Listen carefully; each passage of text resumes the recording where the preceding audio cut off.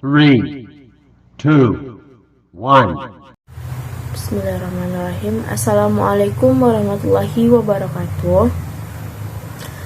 Kami dari kelompok 5 yang beranggotakan saya Yolantria Permata Indah, nomor BP 2001070259. Selanjutnya Amelia Safety Farani dengan nomor BP 2001072021. Tisa Wardanita nomor BP 2001071023. Ais Novia Meila dengan nomor BP 2001071009. Dan yang terakhir Indri Friska 20010720. Sebelumnya kami berterima kasih kepada Ibu Elianora sebagai dosen pengampu di mata kuliah akuntansi syariah. Untuk topik yang akan kami presentasikan yaitu rahen atau gadai. Baiklah, yang pertama saya akan membahas materi tentang konsep umum tentang gadai atau rahen. Gadai dalam bahasa Arab disebut juga dengan rahen. Rahen atau barang jaminan secara etimologi berarti tetap, kekal, dan jaminan. Pengertian rahen: menahan salah satu harta milik nasabah yang disebut dengan rahin sebagai barang jaminan atau marhun atas hutang atau pinjaman marhun bih yang diterimanya. Ulama Syafi'i dan Hambali sebagai jaminan utang yang dapat dijadikan pembayar utang apabila orang yang berutang tidak bisa membayar hutangnya. Dapat kita lihat bagan alir di bawah. Akad transaksi, pemberi hutang, dan penyerahan mahrun. Dapat kita lihat alirannya. Selanjutnya, contoh dari rahen. Ani memiliki hutang kepada Budi sebesar 10 juta sebagai jaminan atas pelunasan hutangnya. Maka Ani menyerahkan motor kepada Budi setelah hutang lunas. Maka Ani dapat mengambil motor tersebut. Dalam konteksnya, pelaksanaannya di bank, yaitu Putri menggadaikan emasnya ke bank syariah untuk meminjam uang sebesar 10 juta dan melunasinya sesuai dengan jangka waktu yang telah ditentukan. Dan setelah melunasi hutangnya, maka bank syariah akan mengembalikan emas tersebut. Selanjutnya, dasar hukum rahen terdapat pada Al-Quran Surat Al-Baqarah ayat 282 sampai 283. Selanjutnya hadis dari Aisyah radhiyallahu anhu yang menjelaskan bahwa Rasulullah SAW pernah membeli makanan dari orang Yahudi dan beliau menggadaikan kepadanya baju besi beliau. Selanjutnya ijtihad para ulama sepakat bahwa rahen boleh dilakukan dalam perjalanan ataupun tidak, asalkan barang jaminan itu bisa langsung dikuasai secara hukum oleh pemberi piutang. Selanjutnya, gadai versus rahen. Persamaan gadai dengan rahen. Hak gadai berlaku atas pinjaman uang, adanya anggunan sebagai jaminan uang. Dan pada prinsipnya tidak boleh mengambil manfaat barang yang digadaikan kecuali seizin rahim. Biaya barang yang digadaikan ditanggung oleh pemberi gadai. Dan apabila batas waktu pinjaman habis, barang yang digadaikan boleh dijual atau dilelang. Dan kita dapat melihat perbedaan gadai dengan rahen. Rahen menurut hukum Islam dan gadai menurut hukum perdata. Rahen menurut hukum Islam dapat kita lihat sebagai dasar tolong-menolong tanpa mencari keuntungan dan juga berlaku pada semua harta, tidak mengenal istilah bunga uang, dan rahen bisa dilaksanakan tanpa melalui lembaga. Dapat kita lihat gadai menurut hukum perdata, yaitu dasar tolong-menolong juga menarik bunga atau sewa modal, Yang kedua, berlaku untuk barang bergerak. Yang ketiga, mengenal bunga uang. Yang terakhir, melalui lembaga Perum Pegadaian. Baiklah, saya Amelia Sektifarani akan melanjutkan materi selanjutnya, yaitu istilah yang digunakan dalam perjanjian gadai menurut hukum Islam adalah terdiri dari: yang pertama, pemilik barang yang berhutang atau penggadai diistilahkan dengan rahin. Yang kedua, orang yang memberi utang atau penerima gadai, yaitu orang yang mengambil barang serta menahan, diistilahkan dengan murtahin. Yang ketiga, objek atau barang yang digadaikan diistilahkan dengan marhun atau rahen. Rukun dan syarat rahen. Adapun rukun dan syarat rahen secara bahasa, rukun adalah yang harus dipenuhi untuk suatu sahnya pekerjaan. Sedangkan untuk syaratnya adalah ketentuan atau peraturan petunjuk yang harus dipindahkan dan dilakukan. Rukun rahen menurut jumhur ulama rukun gadai ada 4, yaitu terdiri dari yang pertama akid atau orang yang berakad adalah orang yang menggadaikan rahin, dan orang yang menerima gadai disebut dengan murtahin. Yang kedua sikhat adalah ucapan berupa ijab dan kabul. Yang ketiga marhun atau harta yang digadaikan untuk menjamin utang. Yang keempat marhun bih atau biasa diistilah dengan utang. Adapun rukun selebihnya merupakan turunan dari adanya ijab dan kabul. Selanjutnya, syarat rahen terdiri dari yang pertama, akid atau orang yang berakad. Kedua orang yang akan melakukan akad harus memenuhi kriteria al-ahliyah yang meliputi 2 aspek. Yang pertama, rahin adalah orang yang menggadaikan barang. Dan yang kedua, murtahin adalah orang yang berpiutang yang menerima barang gadai sebagai imbalan uang kepada yang dipinjamkan atau biasa dengan kreditur. Adapun syaratnya, yang pertama, orang yang sudah sah untuk melakukan jual beli yakni berakal dan mumais. Yang kedua, rahen atau gadai tidak boleh dilakukan oleh orang yang mabuk, gila, bodoh, atau anak kecil yang belum balik. Yang kedua, sigat atau akad gadai. Menurut ulama Hanafiyah berpendapat bahwa sigat dalam ran atau gadai tidak boleh memakai syarat atau dikaitkan dengan sesuatu. Adapun menurut ulama selain Hanafiyah, syarat dalam rahen ada yang salih dan ada juga yang rusak atau fasid. Yang mana dijelaskan menurut ulama Syafi'ah berpendapat bahwa syarat dalam rahen ada 3. Yang pertama, syarat sahih, seperti mensyaratkan agar muntahin cepat membayar sehingga jaminan tidak dapat disita. Yang kedua, mensyaratkan sesuatu yang tidak bermanfaat, seperti mensyaratkan agar hewan dijadikan diberi makan tertentu. Syarat seperti ini batal, tetapi akadnya sah. Yang ketiga, syarat yang merusak akad, seperti mensyaratkan sesuatu yang akan merugikan murtahin. Yang ketiga yaitu marhun. Marhun di sini harus berupa harta yang bisa dijual dan nilainya seimbang dengan marhun bih. Marhun harus mempunyai nilai dan dapat dimanfaatkan. Harus jenis dan spesifik, dan marhun ini secara sah dimiliki oleh rain, yang mana merupakan harta yang utuh, tidak bertebaran dalam beberapa tempat. Menurut syarat al-marhun, barang yang dijadikan agunan terdiri dari: yang pertama, boleh dijual dan nilainya seimbang dengan utang. Yang kedua, bernilai dan dapat dimanfaatkan. Yang ketiga, jelas dan tertentu. Yang keempat, barang tersedia milik sah dari orang yang berhutang. Yang kelima, tidak terkait dengan hak orang lain. Yang keenam, berupa harta yang utuh, tidak bertebaran di berbagai tempat. Dan yang terakhir, boleh diserahkan baik materi, benda atau barang maupun manfaatnya seperti sertifikat atau surat. Yang keempat, marhun bih.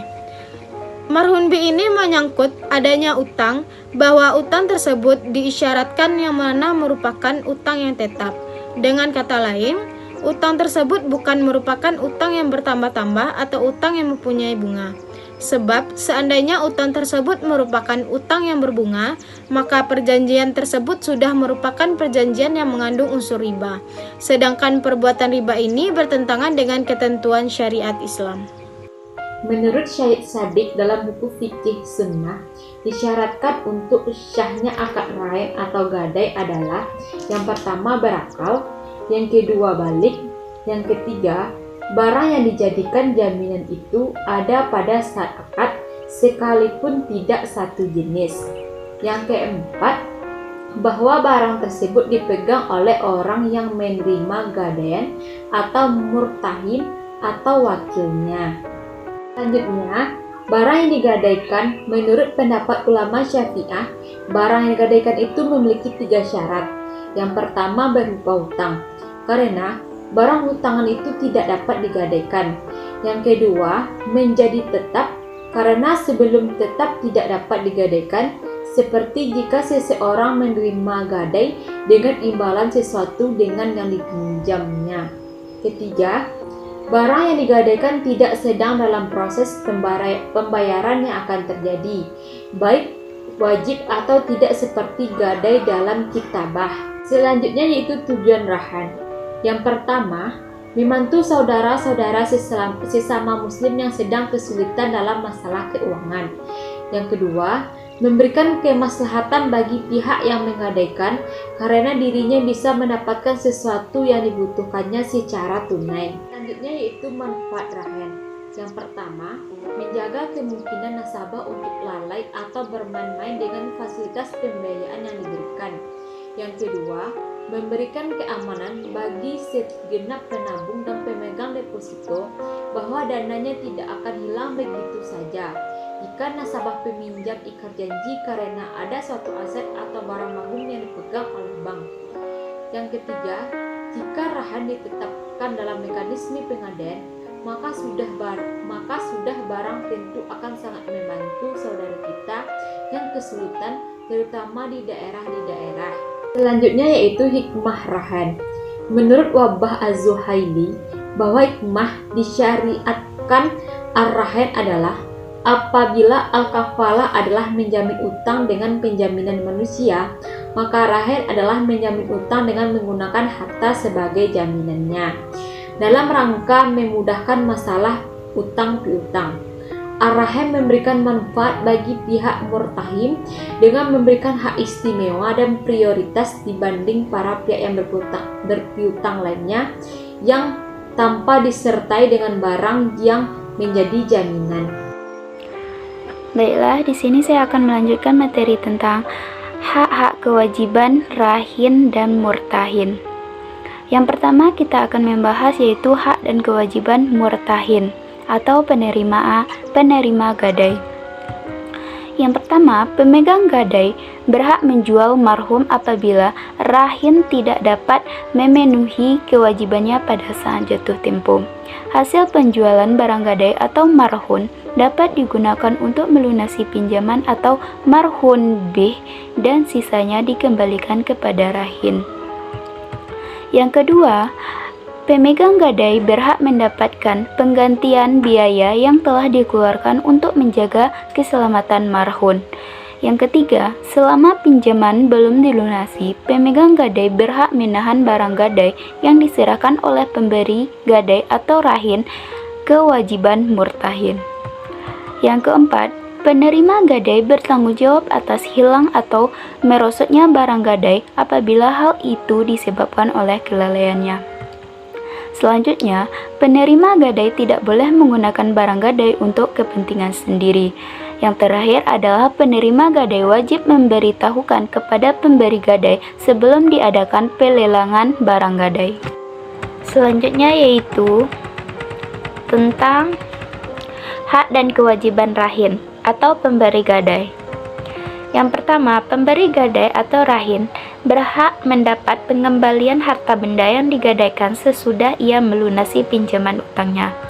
Yang kedua, pemberi gadai berhak menuntut ganti rugi atau kerusakan atau hilangnya harta benda yang digadaikan bila hal itu disebabkan oleh kelalaian penerima gadai. Selanjutnya, pemberi gadai berhak meminta kembali harta benda gadai bila penerima gadai diketahui menyalahgunakan harta benda gadainya.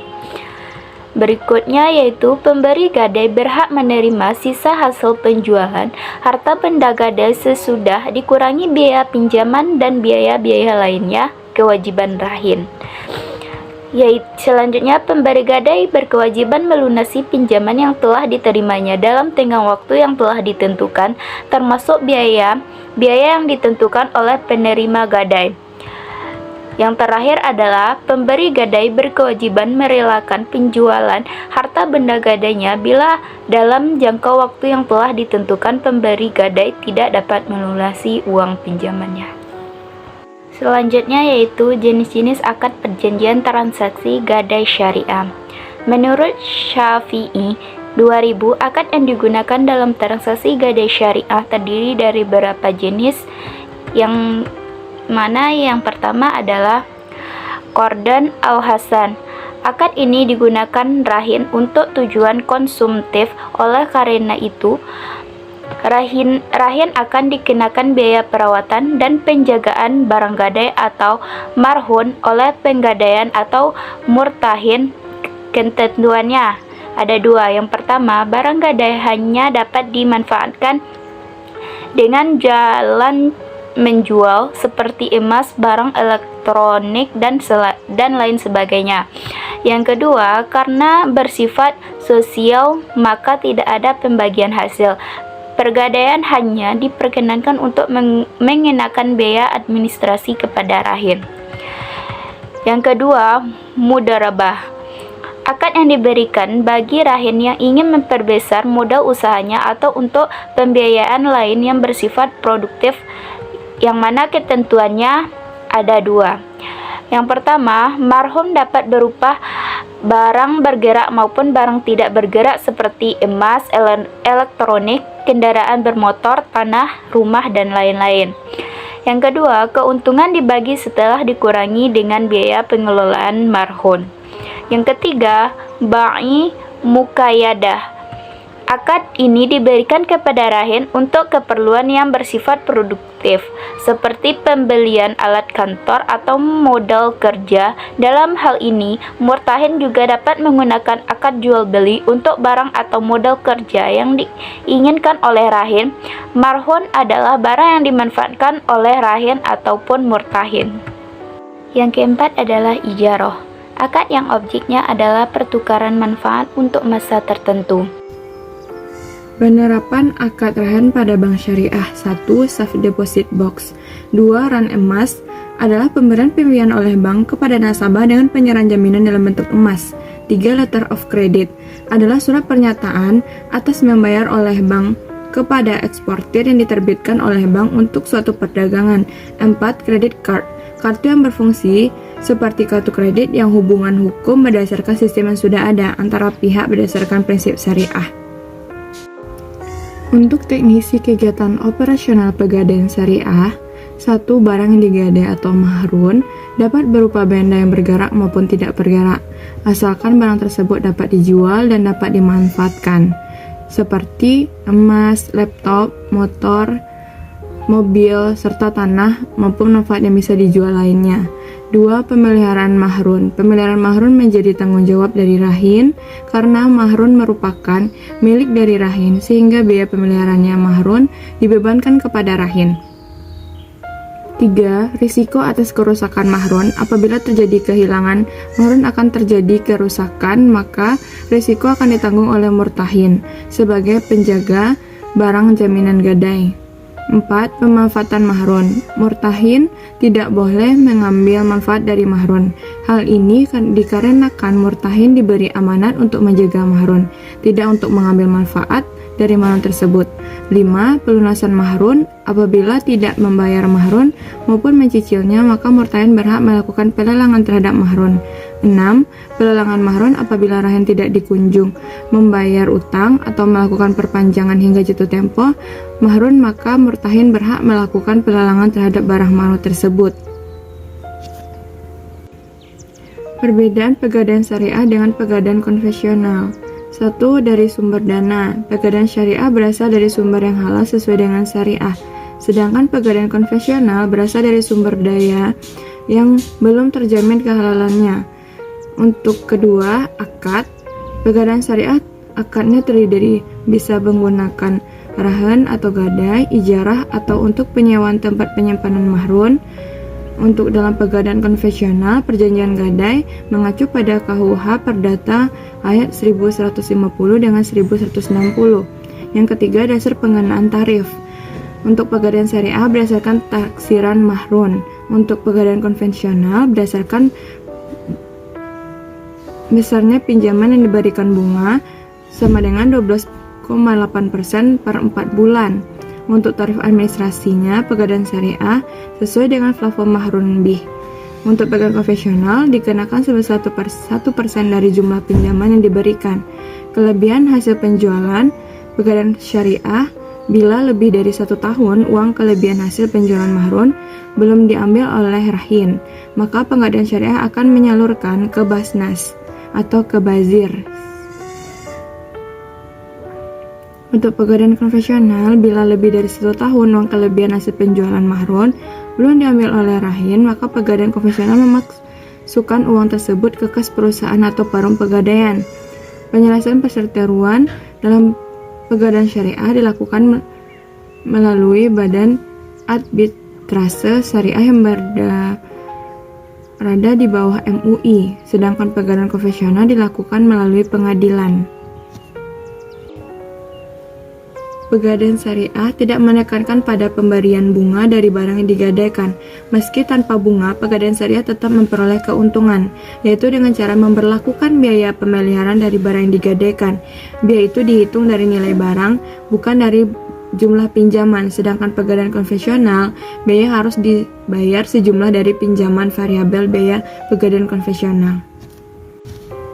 Untuk kesimpulan, rahen atau gadai merupakan salah satu kategori dari perjanjian utang piutang yang mana untuk kepercayaan dari orang yang berpiutang, maka orang yang berutang menggadaikan barangnya sebagai jaminan terhadap utangnya itu. Berdasarkan dasar hukum di atas, dapat dikatakan bahwa gadai dalam Islam diperbolehkan dan tidak dilarang dalam Islam, sebagaimana dasar hukum terdapat dalam Al-Quran, hadis, dan ijma'. Rahen tidak hanya digunakan dalam perusahaan umum pegadaian saja, namun juga praktik rahen ini telah diterapkan dan diaplikasikan dalam perbankan syariah, tetapi bukan menjadi produk utama melainkan sebagai pelengkap. Salah satu manfaat yang dapat diambil dari pihak bank dari praktik rahen ini adalah memberikan keamanan bagi semua penabung dan pemegang deposito, bahwa dananya tidak akan hilang hingga begitu saja, hingga nasabah peminjam ingkar janji karena ada suatu aset atau barang atau mahrun jaminan yang dipegang oleh bank. Baiklah, itu presentasi dari kelompok kami tentang materi rahen. Terima kasih. Jika ada kekurangan, mohon dimaafkan. Jika ada pertanyaan atau kritik dan saran, boleh teman-teman sampaikan pada grup yang akan didiskusikan. Assalamualaikum warahmatullahi wabarakatuh.